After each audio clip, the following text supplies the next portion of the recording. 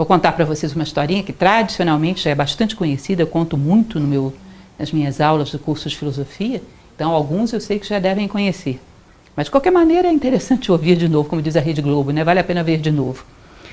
Se diz que havia um mestre muito sábio que estava subindo uma montanha montado no seu camelo, é uma história árabe. E adiante dele havia um outro viajante. E de repente o camelo desse viajante se assustou e arremessou ele no abismo. Só que ele não caiu, ele ficou pendurado num galho. Aí esse mestre sábio que vinha atrás desce do seu camelo, faz de tudo para salvar aquele homem. Rasga as próprias roupas, tenta fazer uma corda, pega galho, pega isso, pega aquilo. E ele era da tradição islâmica. E no Islã, a máxima autoridade entre o homem e Deus, que é Alá, é o anjo Gabriel. Ele diz que esse anjo Gabriel aparece para ele e de repente diz: olha, você já mostrou suficiente virtude e sabedoria para ter acesso ao céu de Alá. Vamos comigo. Você já alcançou a libertação. Aí diz que ele olha para o anjo, olha para o homem pendurado lá no abismo, puxa o anjo para perto de si e diz: vem cá, não dá para eu trocar o céu de Alá por um bom pedaço de corda? Vocês entendem o que é isso? Um dia vou ter acesso ao céu de Alá, mas nesse momento, para ser humano, eu preciso de corda ou de céu de Alá? Eu não tenho desejos, depois eu vejo depois, agora é corda. O que se espera de um ser humano nesse momento? Corda, entende? A tradição indiana tem uma outra história muito parecida também, que era de um grande guerreiro muito sábio, Yudhishthira, que tinha vencido uma grande guerra, era um homem muito justo e bom, que dizem que ele procure o portal do céu de Indra, porque ele teria acesso, como é o céu de Alá, aí era o céu de Indra.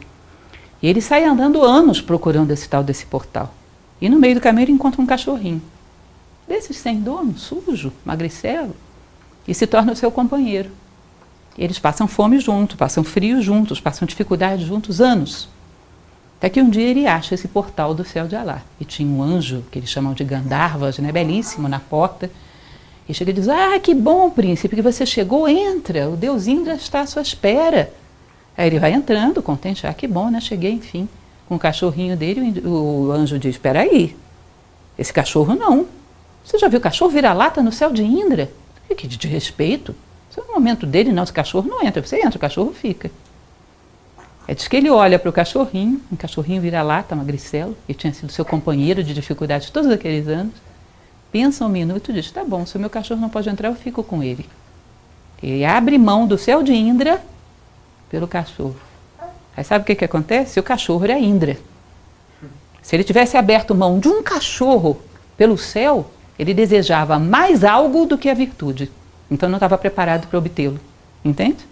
Se ele abrisse mão da justiça, da fraternidade, da compaixão, da lealdade, da gratidão por um desejo, ainda que seja do céu, não estava preparado. Entendem isso? Isso é que eles chamam de reatação. A gente fica meio assustado. Nossa, isso não daria para mim. Entendam, a gente está falando de uma meta. Não estamos falando que estaremos lá agora. Estamos falando de uma meta. Eu sempre conto um exemplo, que também é interessante. Imaginem uma pessoa que não gosta do sol. Deixa sua porta, suas janelas todas fechadas. Não quero saber do sol, não gosto de sol. Aí um dia ela resolve fazer as pazes com o sol. Aí ela abre suas portas e as suas janelas. Vocês percebem que quando ela estava com a janela fechada ou com a janela aberta, a distância dela do sol é a mesma? Mas só pelo fato dela abrir portas e janelas, a luz já não atinge onde ela está? Assim somos nós com esses ideais.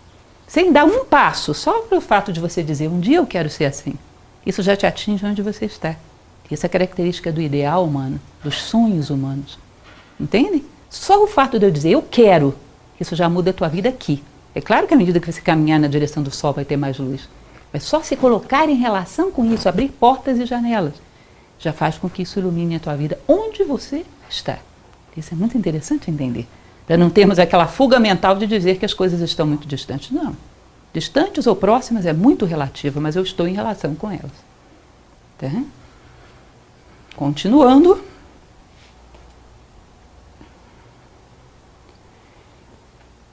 A vontade é mais poderosa, evidentemente, com objetivos humanos, ou seja, altruístas, grandiosos, do que com objetivos egoístas. As pessoas vão dizer: mas o Onassis era potentíssimo, tinha um desejo egoísta. Vocês imaginam se o Onassis, com toda aquela potência de determinação, colocasse altruísmo e generosidade? O que ele não poderia fazer? Porque ele fez fortuna. Os homens que têm determinação e têm altruísmo fazem história. Marcam 2.000, 3.000 anos de história. Muita coisa que a gente falou aqui, por exemplo, veio de um simples filósofo chamado Platão, que viveu sabe há quanto tempo? 2.400 anos. E está aqui, porque constantemente nos inspira. Se ele só quisesse fortuna, será que estaria aqui depois de 2.400 anos? A vontade humana, quando ela é realmente humana, tem objetivos espirituais, altruísmo, generosidade, justiça, fraternidade, ela é a maior potência que o ser humano pode chegar a conhecer. Daí que se diz que é o que de mais divino o homem tem dentro de si. É quando o homem se realiza, floresce, que nem o símbolo oriental do lótus. Tá? Quando ele encontra dentro de si a vontade. Um elemento importante é a questão da disciplina e da ordem. Porque a vontade é como se fosse um raio de luz. Para chegar ao mundo, ela precisa de um canal. E esse canal é a disciplina e a ordem. Lembra que a gente falava da perseverança e da constância, do ritmo? Toda a vida se sustenta em cima de ritmo. Então ela necessita de certas ferramentas auxiliares, além da perseverança, da constância, ela necessita de disciplina e ordem. Porque senão como você vai canalizar a determinação se é um desordeiro? Não organiza nem seu espaço, nem seu tempo? Percebem que essa luz não consegue chegar ao mundo? Eu coloquei o exemplo de Ulisses, que é interessante, mas tem muitos outros.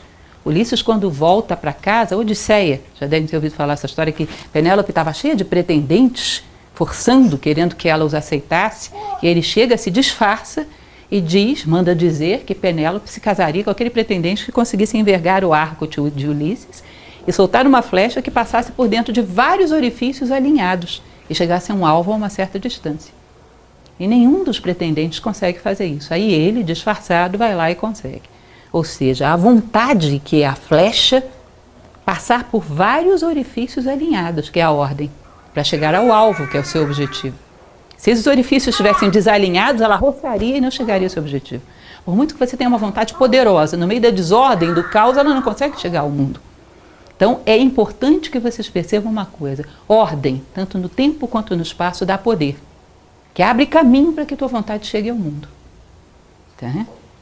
E aí é importante que a gente perceba algo que a gente vai falar já já, porque a ordem é uma virtude, e as virtudes dão poder. E quando a pessoa usa essas virtudes a serviço de algo espiritual com a vontade, constrói coisas maravilhosas. E quando usa a serviço de vícios, será que dá? Também dá, porque ela é uma ferramenta. Não existe o crime organizado? Eles não usam ordem? Percebe? Se ele fosse desorganizado, seria muito melhor, teria menos potência. Kant diz isso, que essas virtudes elas podem ser utilizadas para objetivos espirituais ou não. E quando os criminosos descobrem que as virtudes dão poder, eles ficam organizados, eles ficam com métodos, eles ficam com disciplina e vão ficando cada vez mais poderosos. Aí nós vamos chegar a uma conclusão bastante cruel em relação a isso, já já.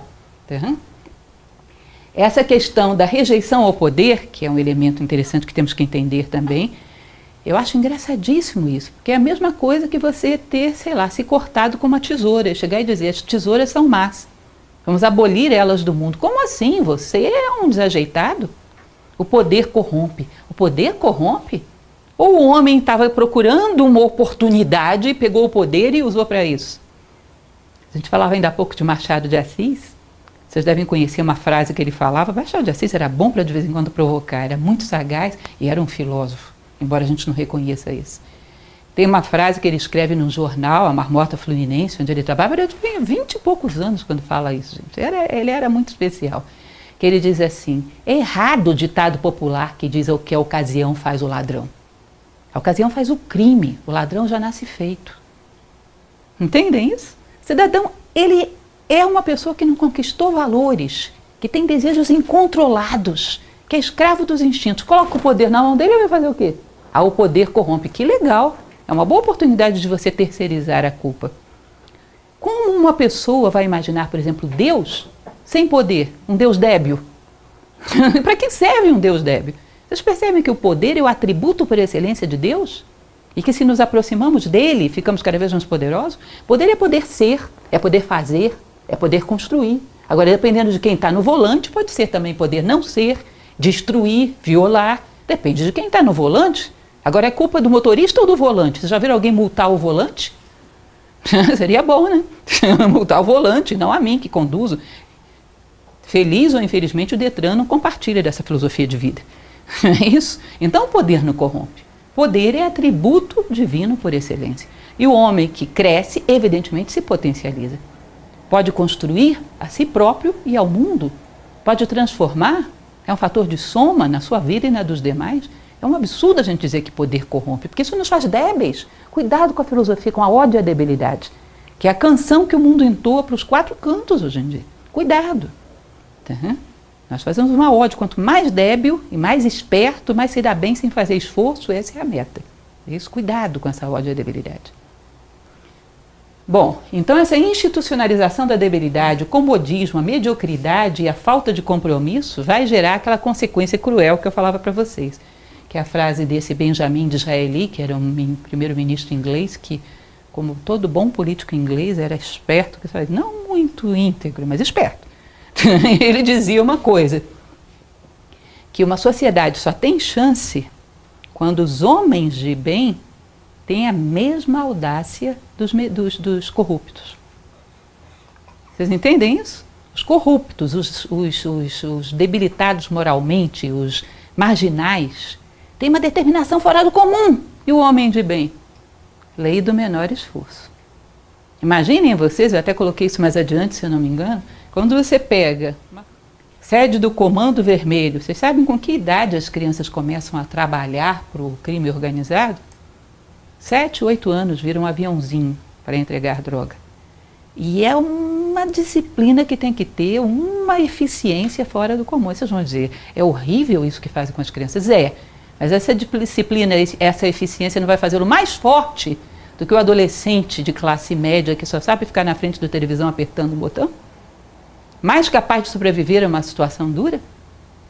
E vocês percebem que disciplina, eficiência, ordem, capacidade de se preponderar sobre as circunstâncias vai fazendo com que esse grupo se potencialize?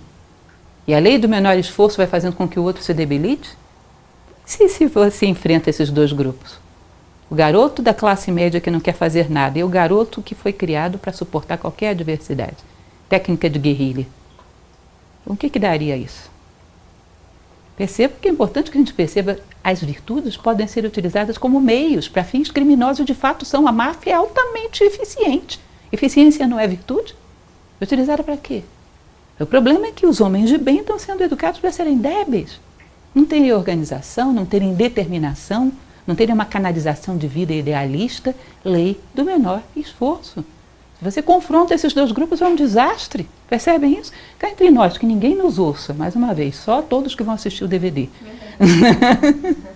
Onde você acha que você tem chance, se você tivesse, evidentemente que claro que não teremos, mas a chance de ser mais rápida e eficientemente atendida? Se você procura uma pessoa que está vendendo uma droga, ou se você procura uma pessoa que está atendendo, por exemplo, num serviço público. Tem alguma possibilidade de você ir comprar droga e o cidadão não te atender porque ele está falando no telefone com a namorada? Perceba que não vai ter, porque se tiver vai ser a última, ele não vai fazer outra. Não é isso?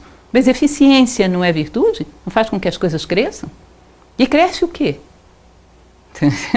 Então percebam que a gente está cada vez mais debilitando o bem e fortalecendo a corrupção moral. Porque todas essas técnicas estão mais presentes em quem está a favor da corrupção moral do que quem está a favor do bem. Que está indo na cultura de quanto mais fácil, melhor. Tá? A lei do menor esforço. E Disraeli diz, quando você enfrentar esses 2 grupos, vai ser uma tristeza. Entendem isso? É muito apavorante ou não? É importante entendermos isso. Daí eu encaixei aí a frase, aliás, antes disso, a primeira frase que nós estávamos pulando, a questão do jovem, que é muito importante porque é um problema dentro da sociedade. Vocês percebem que a criança sonha com grandes heróis, contos de fada. O adolescente, o pré-adolescente, ele quer ser esse herói. A idade da aventura, ele quer viver grandes coisas. Ele quer coragem, quer ousadia. Vocês já viram como eles gostam de filmes de aventura? Que a coragem, que a ousadia. Numa sociedade onde vale a lei do menor esforço, onde o conforto é muito mais amado do que o crescimento. Qual é o cidadão mais ousado e corajoso que ele tem? O traficante lá da favela. Porque as pessoas que ele vê à sua volta são todos muito comodistas, sem nenhum espírito de autossuperação. Aí os pais vivem aquele drama, como é que eu vou fazer com que o meu filho não seja influenciado por más companhias? com essa necessidade que ele tem de desafios, de pessoas ousadas, e, em geral, quem são os ousados na sociedade? E aí eu comentava na palestra que fizemos de Gibran sobre a educação, sobre isso, que a melhor coisa para você fazer, proteger os jovens, é fazer com que eles te admirem. Tenha sonhos, comprometa-se com a vida. Faça com que ele veja em você algo grande, uma vontade de ser melhor, uma vontade de deixar um rastro luminoso no mundo. Isso é grande e bom, que ele vai te admirar. Que a tua opinião vai ter 10 vezes mais peso do que qualquer outra. Entendem? E não existe forma mais eficaz do que essa, não conheço. Canalize a vontade. E essa vontade vai ser um rastro luminoso que vai chamar a atenção dos jovens que vêm atrás, vai abrir caminho. Porque eles procuram luz. Se você tem, eles vão atrás de você sem que você precise fazer muito discurso pedagógico. Tá? O melhor que podemos fazer pelos que amamos é crescer como seres humanos. Porque só assim podemos garantir que daremos alguma coisa para eles. Isso é platônico e é uma realidade. Não existe nada melhor para fazermos para aqueles que amamos do que despertar o que temos de mais divino. Sermos determinados, sermos perseverantes, constantes e altruístas, uma vontade acima das águas, que se comprometa com o ideal humano, que se realize em si mesma, que se realize em ser humano, que é uma grande dádiva, é uma maravilha. Que abra esse pacote que é a condição humana e veja o que a natureza nos deu, e viva. E por fim, uma vida sem vontade. Você olha para dentro do ser humano e ele é um cemitério de sonhos abatidos pela debilidade. Isso é terrível de ver. Vocês percebem que quando a gente não persevera em algo, e há que ter um cuidado muito grande com isso do ponto de vista psicológico, em coisas pequenas até. Quando eu digo, segunda-feira eu vou começar tal coisa, existe um hábito muito comum em relação a isso, que é o regime de emagrecimento. Ele sempre começa na segunda-feira. E nunca começa na segunda-feira. Não é assim? Até coisas bobas desse tipo. Quando você diz, vou fazer, cuidado, não blefe com você mesmo. Vou estar com você na segunda. Se eu não for, ela se vira. Eu não sou insubstituível, ela arruma outra pessoa. Mas eu não me viro sem mim. Eu preciso confiar em mim. Preciso acreditar em mim.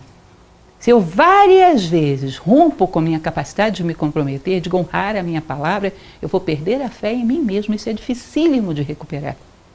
Entendem? As pessoas podem te substituir. Você não pode se substituir. Você precisa acreditar em si próprio. E muita incapacidade de sustentar os seus sonhos vai fazer com que você perca a fé em si próprio, que é uma coisa que é difícil reverter. Então, aquela pessoa que você chega na casa dela, num canto tem uma sapatilha pendurada. O que é isso? Eu resolvi estudar balé, mas esse negócio me deu uma dor na panturrilha. Foi um mês eu larguei para lá. Aí você olha para o outro canto, uma paleta de pintura, um monte de coisa. O que é isso? Eu resolvi pintar, mas esse cheiro da tinta me dava uma alergia, sabe? Aí fui a 2 aulas e larguei. Aí não sei o que, não sei o que, você olha até fora. A vida dela é um cemitério de sonhos abatidos pelo quê? Pela falta de vontade. Cuidado. É uma pessoa que quando ela disser, vou fazer, a própria consciência dela vai dizer, lá vem você com isso de novo. Olha, eu tenho mais o que fazer, para de bobagem, você não vai fazer nada, você sabe disso. Ou seja, ela não tem chão mais para impulsionar para o futuro. Então, uma pessoa destituída de vontade transforma a si própria num cemitério de sonhos humanos abatidos pelo meio do caminho. E é muito difícil ser feliz assim. Então, em síntese de tudo isso, porque vontade também é síntese, é importante percebermos que vontade é mais do que simplesmente um desejo. Vontade é Deus em nós, é entusiasmo, é teos. Não é uma questão de vou ver se desenvolvo, é a questão vital da vida. Conhece-te a ti mesmo, constrói a ti mesmo. Vive como ser humano. Viemos aqui para isso. Se não fazemos isso, o que estamos fazendo aqui? Então essa que foi uma questão fundamental em todas as escolas de filosofia ao longo da história. Hoje a gente não sabe nem o que é essa palavra. É curioso, a perda de foco. O homem não é a coisa mais importante da vida humana hoje em dia. Conhecer a si próprio, dominar a si próprio e viver como ser humano não é a coisa mais importante. Mas não deixou de ser, a gente simplesmente deixou de saber. Mas a infelicidade que isso gera continua acontecendo. Entendem isso? Se eu ignorar a lei da gravidade, as coisas não vão deixar de cair, simplesmente porque eu não conheço. Eu vou dizer, alguém fez alguma coisa para isso ir para o chão? Não, não fez. Foi a lei da gravidade. A opinião humana não conforma a realidade. Se eu sou débil, isso não vai deixar de corroer a minha vida e a minha felicidade. Simplesmente eu vou ignorar as causas. Aí vou procurar uma causa externa, provavelmente, né? Um culpado externo que me dê mais comodidade. Então essa é a ideia. Essa é a nossa síntese de hoje. Eu espero que possa gerar alguma reflexão em vocês, porque como a gente sempre fala, a ideia é da gente recuperar aquele espírito da filosofia originalmente. Só é o útil conhecimento que nos torna melhores. Espero que isso possa ter uma utilidade prática. É algo para perguntas, se tiver alguém que